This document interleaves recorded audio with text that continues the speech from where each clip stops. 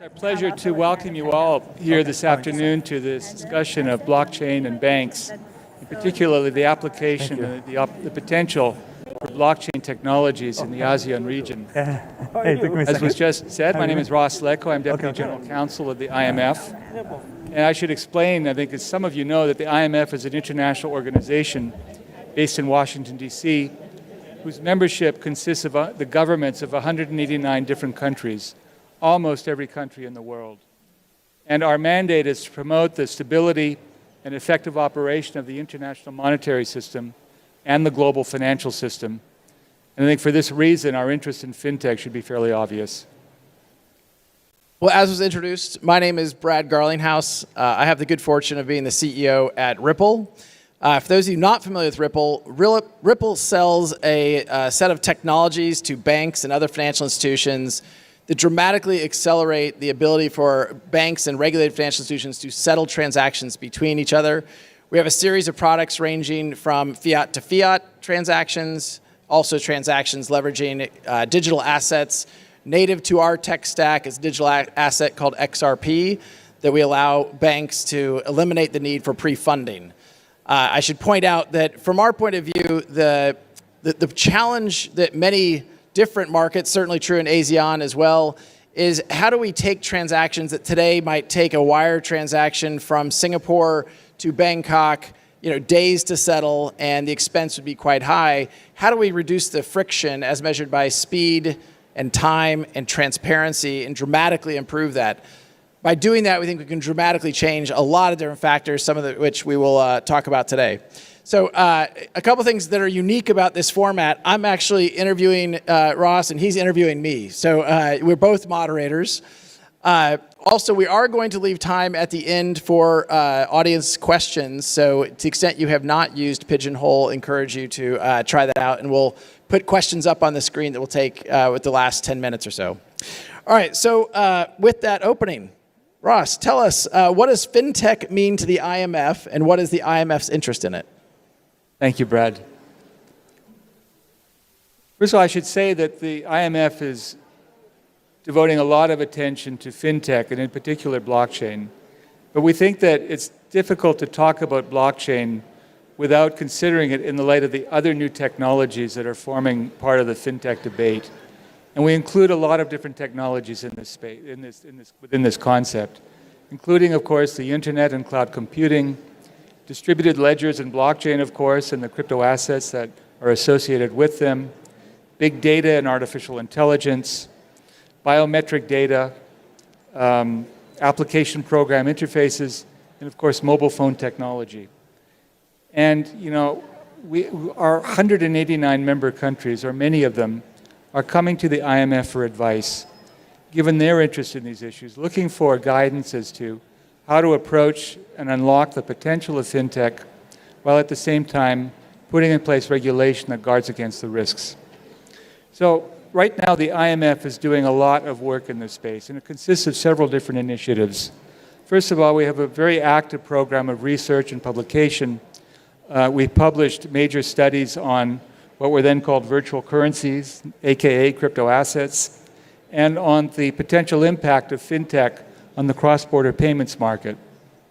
We are engaging very closely with the private sector and the industry, and last year put in place a high-level advisory group of industry leaders from the private and public sectors to help guide us in our work on fintech. I'm very happy to say that Chris Larsen, one of the co-founders of Ripple, and Supnendo Mohante from the Monetary Authority of Singapore are both part of that group, and we're very grateful for the advice that they give us. And thirdly, we're engaging very actively with our member countries, using our convening power to bring them together to discuss experiences in unlocking the potential of fintech and blockchain, but also in beginning to design regulatory frameworks that help mitigate the potential risks. And in particular, given the demand for advice in this area, at our annual meetings at Bali last month, we and the World Bank jointly launched an initiative called the Bali FinTech Agenda, which we think is the first comprehensive framework of issues that countries need to think about when designing policy around fintech. And this will be an anchor for much of our work going forward. So Brad, maybe I can ask you now, from your perspective in the private sector, what's going on right now in the ASEAN countries?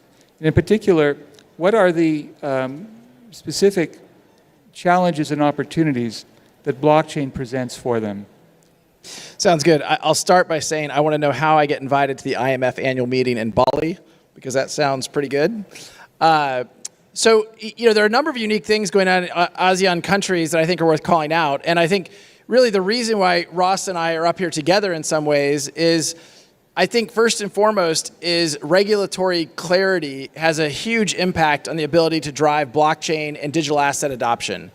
And I think, we're here in Singapore. Singapore certainly is one country that has done a lot to be a leader in this space, and that regulatory clarity has enabled the market to invest in it with clarity. Thailand would be another country that we've seen that has expressly and explicitly legalized and endorsed digital assets, including XRP. We've seen some of that same activity in the Philippines. And so the first dynamic that I think has impacted blockchain adoption across ASEAN markets, and certainly for Ripple, is regulatory clarity. And that remains important. And frankly, it's surprising to me how many markets you still have a lot of uncertainty. There's no doubt in my mind that you're seeing real use cases where you're solving real problems for customers.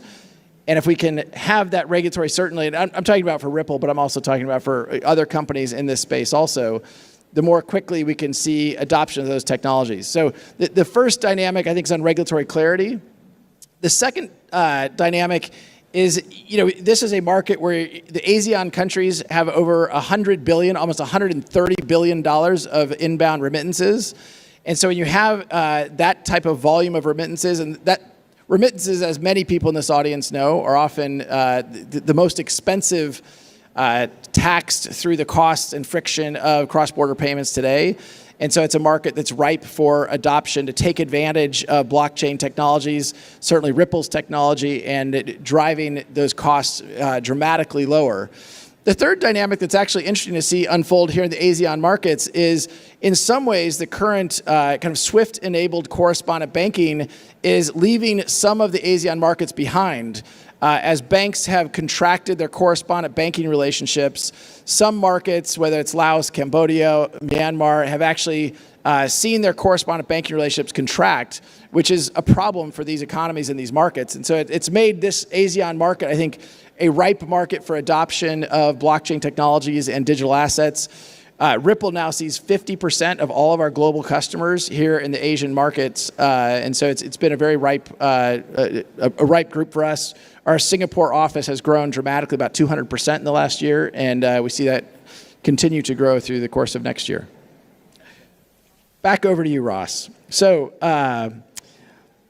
as the regulatory expert, what are the characteristics of ASEAN that you think will either propel this region forward in regards to blockchain or stifle its path? Really hard question. First of all, I have to say that when you discuss legal and regulatory frameworks around blockchain or fintech globally, not just here in the ASEAN countries, we're at a very early stage of the conversation, and a lot more work needs to be done. And I think it's also important to note that when you talk about the ASEAN countries, you're talking about a very diverse group of countries at different levels of development, in different circumstances, and with different needs. And against that background, it's not surprising that some are perhaps further ahead than others in thinking through policy in the area of blockchain and fintech. And it's not surprising that some of them have taken different regulatory approaches. You mentioned crypto assets, where some countries have put in place regulatory frameworks, whereas others have banned them. But against that background, I think a few important points can be made. The first is, I think there's a general openness amongst many countries in the region to embrace the potential of fintech and think about policy that will allow innovation to happen.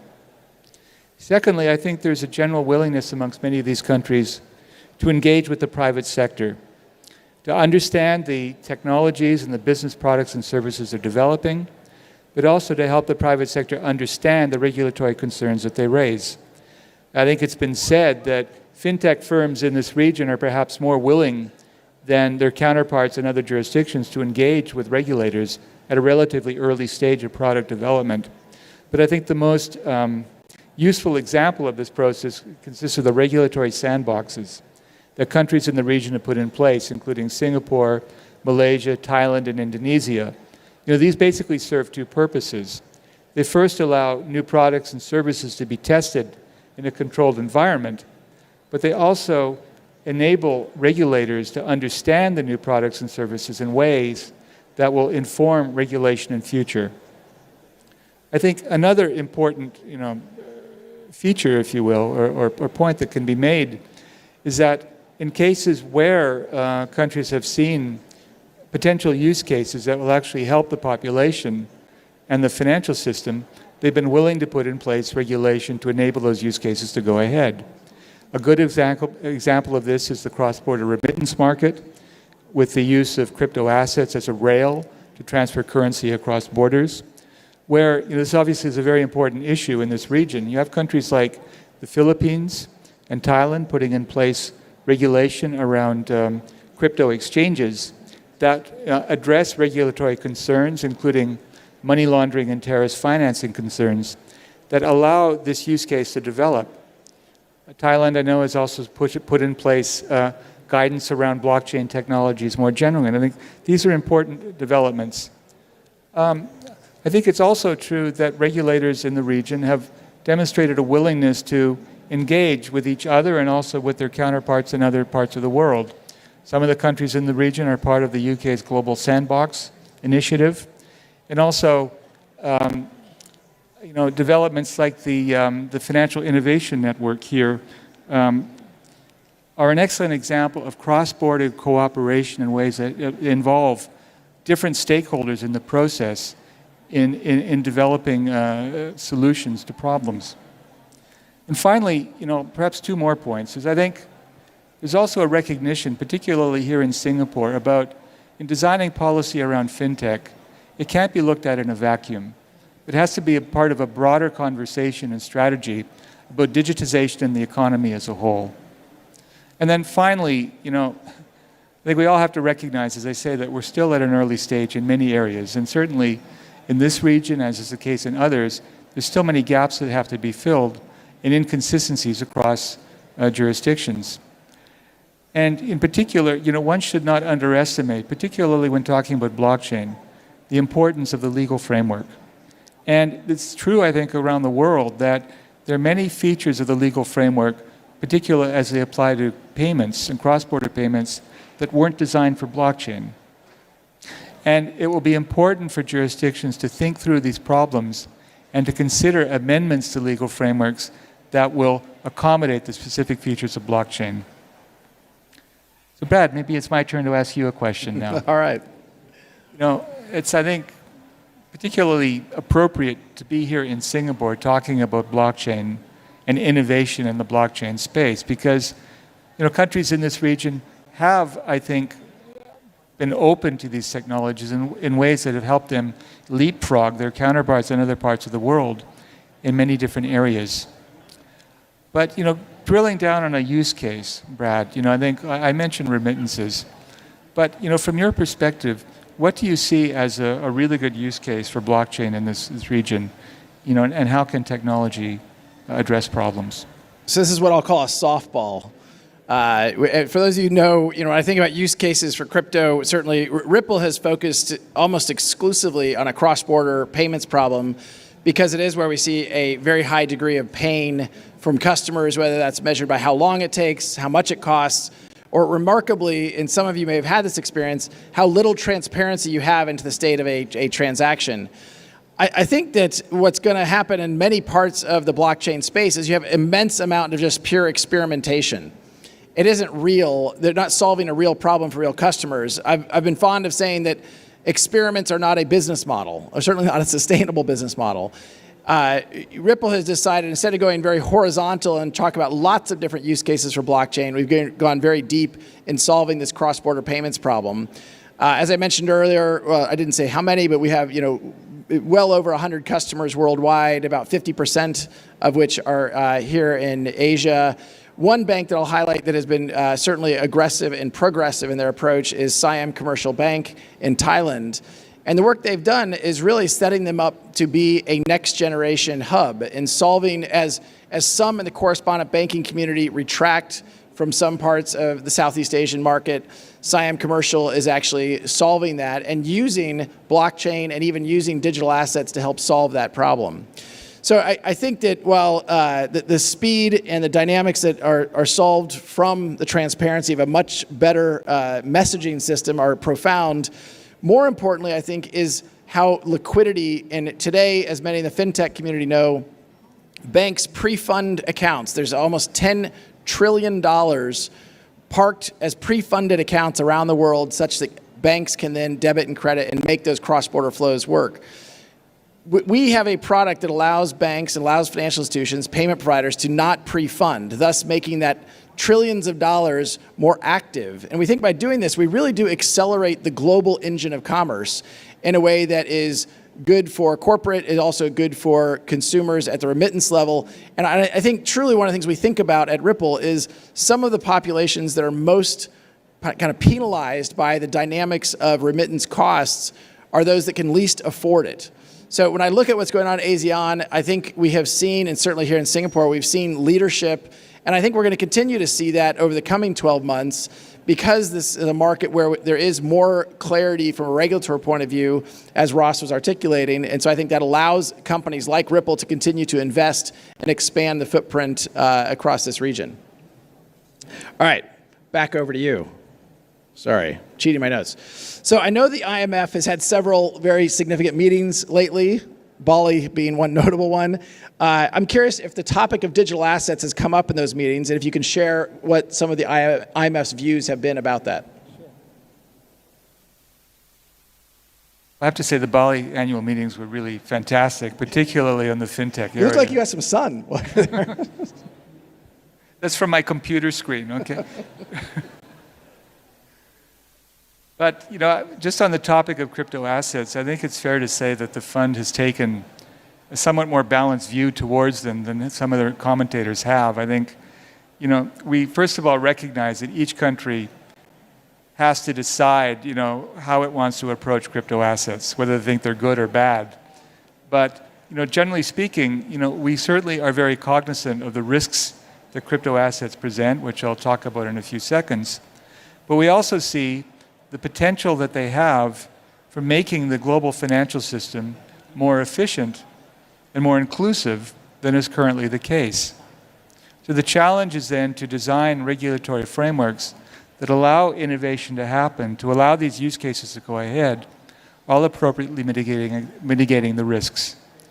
You know, so what are those risks? Well, I think there are several, and I think they relate to some of the specific features of many forms of crypto assets. Their pseudo-anonymous nature in many cases, or anonymous, their decentralized nature, the ability to bypass the use of intermediaries when making transfers, and of course their cross-border, their transnational reach, make them particularly susceptible to criminal misuse in a variety of different forms, whether it be money laundering, you know, terrorist financing, tax evasion, the evasion of international sanctions, where some rogue states have allegedly used crypto assets to bypass the traditional financial system, or fraudulent initial coin offerings. All of these are various risks that regulators need to think about. But it's also true that, you know, the international community has been doing a lot of work on the question of regulation of crypto assets that, you know, can help countries put in place frameworks that will enable the use cases to go ahead. The Financial Action Task Force, the international standard setter in the anti-money laundering space, that has put in place a standard that guides countries on how to design regulatory frameworks to deal with money laundering and terrorist financing risks, came out several years ago, actually, with guidance to its member countries on how to apply their frameworks to crypto assets. And this last month in Paris, they actually amended the standard to provide for more comprehensive coverage of crypto assets. So what approach do they do to resolve this problem? You know, I think the basic approach has been to impose upon new types of service providers in the crypto asset space, service providers like virtual currency exchanges, to impose upon them the same kinds of customer due diligence requirements that banks have to conduct when they allow cross-border payments to go forward. We at the IMF have been an observer in FATF. We've been very much a part of this process, and I think it's interesting to see how the international community is working together in trying to develop approaches in this area. And I think that, if you look what's being done with respect to regulation, anti-money laundering regulation of crypto assets, it's a good model, I think, in some ways, for how regulation may develop in other areas. To give you perhaps three examples out of the FATF approach to crypto assets. The first is that I think one is starting to see entity-based regulation, the regulation of banks or other types of financial entities, being complemented by activity-based regulation, where different types of financial intermediaries engaged in the same type of service are regulated in roughly the same way. So you have, in the field of cross-border payments, you have banks and now exchanges subject to roughly the same types of requirements. The second, I think, important element is to ensure that the regulation you impose is proportionate to the risks. A hallmark of the FATF standard is a risk-based approach. And one wants to develop regulation that guards against the risks, but does not unduly stifle innovation. And I think the third important feature, which I think is a key takeaway, is that international cooperation and regulation is essential. The standard itself serves as a model for countries to follow in designing regulation, but it also shows what can be accomplished when countries work together in exchanging experiences, in discussing approaches, and also in putting in place arrangements where regulators can talk to each other. I think all these are important elements. So Brad, maybe I can now turn the tables on you. Sounds good. And ask you perhaps a more philosophical question. How will blockchain transform the global financial sector and more broadly society in the years to come? Well, so I think this is a good question to conclude on, and I'll give you another plug. We will switch to Pigeonhole here in a moment, although I think Ross and I are both going to make predictions before we wrap up as we look 1 year ahead. But let me touch briefly. I do think it's useful to step back sometimes, and I think we get so caught up in the craziness of the crypto markets, and we lose sight of big picture. What problem are we really trying to solve at a macro level? And for Ripple, that always comes back to a common three words as a refrain, and it's really about enabling an internet of value. I moved to Silicon Valley 21 years ago in the earliest days of the internet that we all enjoy today, and the internet as we know it today was really about data interoperability. I can access any piece of data for anywhere in the world, whether it's a piece of information, whether it's a number. That data interoperability has really catalyzed lots of positive momentum for the global commerce and even global society. When we talk about money interoperability or value interoperability, that doesn't exist today. And if we can make value networks interoperable in the same way data networks are interoperable, I think there's a lot of secondary and tertiary impacts that are hard to predict, but could get very exciting. So in the same way that 21 years ago, I don't think we could have predicted that you could take out your mobile phone and click on your Grab app and have a car waiting for you outside in seconds or minutes or fast. It's hard to predict exactly how some of the dynamics of dramatically improving the speed and dramatically lowering the cost of payments is going to have in terms of changing society. One of the things I'll comment on is there's close to 2 to 3 billion people who are either unbanked or largely underbanked in the global financial society. These are people who, if we can bring them into that community, they have great benefits to that. And there's a reason. Banks don't serve the underbanked community because they don't want to. They don't serve them because they can't do it profitably. Banks are profit-seeking engines. And if they can serve a customer profitably, they will do so. And so I think blockchain technologies have the opportunity by reducing friction and reducing costs dramatically to totally change the nature of how payments flow. I'll give you one quick example, which is kind of crazy, I admit, is a lot of us don't think about, here in Singapore, I believe you get paid once a month. In the United States, you get paid once every 2 weeks. Has anyone ever thought about why you get paid once a month or once every 2 weeks? It comes down to the friction of payments. And if we can remove the friction of payments, why can't you get paid every day? Or even more crazily, why don't you get paid every hour or every second? You could have a stream of value showing up in your whatever repository of value. Now, why you need to get paid every second, I'm not sure. But I do think there's a lot of dynamics that have been built around getting paid every 2 weeks or getting paid every month. And as we remove the friction of payments and make that dramatically easier, I think you're going to see secondary and tertiary effects that are very difficult to predict, just like we couldn't have predicted Grab 20 years ago. All right, so with that, before we go to questions, a prediction for what we'll be surprised about 1 year from now. I think in making predictions in this space, you should probably think of the most outrageous thing you can possibly say, because it'll probably come true within the next 12 months. But I'll be a little bit more conservative, I guess, in my prediction. I think if you look at the work of jurisdictions in designing law and regulation around crypto assets, I think, or fintech more generally, I think it's certainly the case that the level of cooperation and the depth of the conversation will be much greater in a year than it is today. I think there's so much work that's being done at the international level on these issues, not only by the IMF and the World Bank, but also other organizations that we work closely with like FATF, like the Financial Stability Board, or the Basel Committee. Basically, everybody is focused on fintech, thinking through its potential and thinking through regulatory approaches. And this is going to certainly deepen. I think from the perspective of the IMF, I think our engagement with our members will continue to repeat a phrase, deepen. I think the Bali FinTech agenda is something that we regard as a very important development that will help us work closely with our member countries. And I have to say that in all this work, one can't underestimate the leadership at the head of many of these institutions. Christine Lagarde, our managing director, has really been a driving force in our work on fintech. And of course, she'll be a keynote speaker here on Wednesday. But all this to say that, international cooperation is essential, and I think that cooperation is happening in ways that will result in greater cross-border initiatives and, as I say, a more effective conversation about regulation.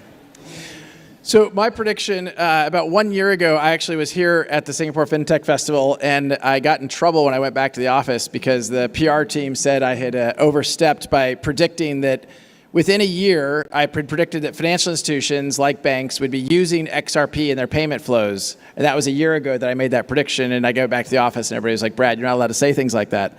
It turns out I was right. Which I remind the team of. So now as I look forward a year from now, what are the things that are hard for us to imagine being true? And not even specific to Ripple or to XRP's community. I think one of the things that will surprise us a year from now is that banks will be custodying digital assets directly. And I think right now we think about that and think, look, there's no way that's going to happen. They're too conservative. And I think what you're seeing is, two things happening. One is banks are seeing that a lot of money is being made by digital asset exchanges globally, and banks are profit motivated. The second, and as we've talked about up here, certainly Ross has made very clear, is regulatory clarity and regulatory frameworks enable banks and financial institutions to lean into these markets. And I think we will surprise ourselves by this time. And by the way, I'll also predict that it will be banks in the ASEAN markets where there is this regulatory clarity and there is a lot of progressive forward thinking. They'll be the first to actually allow for crypto assets custody in their accounts. All right, with that, we'll turn it over to questions. And I see a bunch of questions on this screen, which I can't really read from here, but we're supposed to pick some. Can you see those? Oh, there's 2 votes. Let me try. Do you see IMF holding crypto assets in the future? Oh, they're over here. That's easier. You want to take one? Go for it. The first one's for you. IMF. Do you see IMF holding crypto assets in the future? I did not put that up there. Remember, I'm from the legal department. I'm supposed to be very conservative about these things.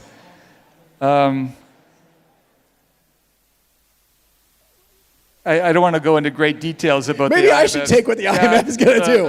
I think we stunned Ross into silence with that one. For that to happen, okay, under the current legal framework, some country would have to use a crypto asset as its currency. Which goes to the next question that was on the list, actually. Will central banks issue digital currency become a reality in the next few years? Well, again, there's a lot of work being done this through by a number of central banks in different, regions of the world. I think generally speaking, many of these central banks are coming to the conclusion that they don't see the benefits right now of doing it, but they're very seriously considering the use case. And I think as work proceeds, they maybe the possibility may increase. Particularly the Bank of Canada with its Project Jasper experiment has realized that a central bank digital currency on its own may not offer benefits now, but when combined with other things like the security settlement system, the use cases begin to emerge. So let's keep an open mind. We have a few more minutes. We'll take a couple of these questions. I'll just add to the answer on this one real quickly. It strikes me that there's a little bit, there's a slightly controversial statement about this. Don't central banks already issue digital versions of their fiat? And what I mean by that is when I log into my bank account and I see a number representing my deposits, that's a digital representation. They don't actually have the dollars behind that for everything we have. Moreover, and I think I have some Singapore dollars in my pocket, there's a serial number on that Singapore dollar that, okay, it is 100, but wait, in the US, there's serial numbers on here. Yes, there's a serial number on here, 3AX561167. It's in some ways, what's the difference between having a serial number and having a digitization of the Singapore dollar? So I think it's not a very big leap. So the question I think was in the next few years, I think certainly you're going to see central governments that have digital currency within the next few years. My prediction. All right, the next one, oh no, we already touched that. Well, how blockchain can aid the cross-border payments, we kind of already touched on that. Even though it has 3 votes, I feel like we already hit that one. Is that okay? How does Ripple work with central banks? Let's take that one. It had 0 votes, but since Ross asked. I'm curious. How does Ripple work with central banks? So actually, Ripple, I think, has been a little bit of a contrarian in the crypto world because Ripple was very early to kind of say, look, if you want to enable these technologies, you have to work with government regulators, including central banks. I probably spend 20% of my time flying around the world, meeting with central banks, meeting with local regulatory agencies, in order to provide that clarity. When we sign up a bank, whether it's a bank in Kuwait, Abu Dhabi, Thailand, Philippines, they aren't going live until their regulator is saying, yes, either implicitly or explicitly getting approval to go live. And so that means that myself, as well as others on the Ripple team, are meeting with central banks to make sure they have clarity about how our technologies work. And to Ross's point, once these regulators understand that Ripple transactions are not circumventing regulatory frameworks, meaning they are KYC'd, they are monitored for money laundering, OFAC compliance, terrorist financing, and these things, they get very comfortable very quickly. I'm interpreting because they turned down the lights that they're done with us. Probably. Okay. There were some more questions up there, but I think we're good for today. I do want to thank the audience for joining us today. Hopefully this was a good understanding of how regulation is important to the ongoing development of blockchain.